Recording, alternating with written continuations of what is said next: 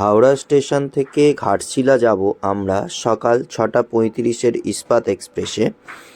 তো খুব সহজেই আমরা ঘাটশিলা পৌঁছেছি এবং দেখুন ইস্পাত এক্সপ্রেস আমরা এতে চড়ে বসেছি। তো এটা হাওড়া স্টেশন থেকে ছেড়েছে একটু লেটে, 9টার সময় ছেড়েছে, 6:35-এ টাইম ছিল। এখন আমরা পৌঁছে গেছি ঝাড়গ্রাম স্টেশনে। তো ঝাড়গ্রাম স্টেশনটা খুবই ভালো এবং এটা একটা আলাদা স্পট। ঝাড়গ্রাম এবং বেলপাহাড়ি এটা ঘুরে দেখার জন্য খুব বেস্ট জায়গা।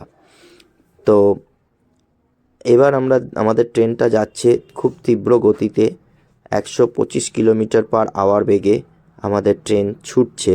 এর পরবর্তী গন্তব্য আমাদের ঘাটশিলা।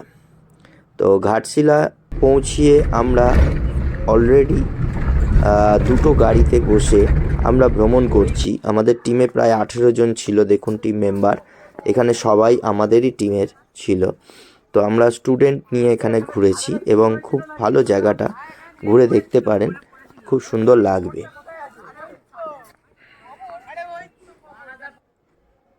ধারাগিরি ঝর্ণা এটা খুব ফেমাস একটা ঝর্ণা, যেটা যেতে গেলে একটু ট্রেকিং করেই যেতে হয়।